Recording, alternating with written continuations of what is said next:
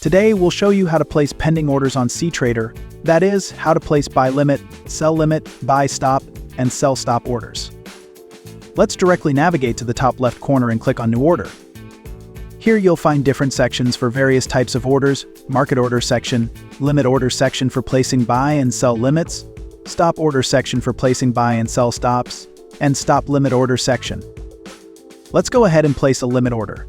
First, select the instrument you want to trade. Then, choose whether you want to buy or sell based on your trading strategy. Enter the limit price. Remember the basics: sell limit and buy stop are set above the market price. Buy limit and sell stop are set below the market price.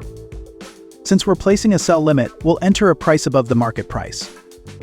Enter the lot size. You can also set the expiry for your pending order. Simply select the desired date and time, and the duration of the order will be displayed accordingly. After that, you can enter the desired stop loss and take profit limits by selecting these checkboxes. Once everything is set, click Place Order, and your order will be placed. You'll receive a notification in the top right corner of the platform, and your order will appear in the Order tab at the bottom. You can modify or cancel your pending order at any time by simply right-clicking on it. You can place other pending orders like buy limits, sell stops, and buy stops following the same steps.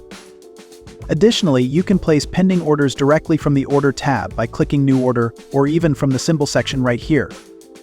For added convenience, you can place orders directly from the charts as well. We've created another video explaining that process, so do check it out. And that's it. You've successfully placed a pending order on cTrader. Thanks for watching, and if you found this video helpful, don't forget to like, share, and subscribe to our channel.